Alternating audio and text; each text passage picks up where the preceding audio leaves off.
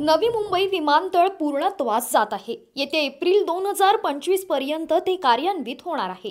मात्र या विमानतळासाठी आपले सर्वस्व असलेल्या जमिनी आणि राहती घरे देणाऱ्या भूमिपुत्रांचे पुनर्वसन अपूर्ण आहे।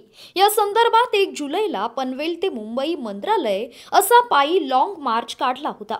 यावेळी राज्याचे तत्कालीन मंत्री शंभूराज देसाई यांच्या सोबत चर्चा झाली। मात्र त्यानंतर कोणत्याही प्रकारची कारवाई न झाल्याने 7 ऑक्टोबर पासून प्रकल्प बाधितांनी आंदोलन सुरू केले आहे। आपल्या मागणीसाठी हे प्रकल्पग्रस्त गेल्या 5 वर्षापासून सातत्याने लढत आहे। तरीही राज्य सरकार सिडको प्रशासन दुर्लक्ष करीत आहे।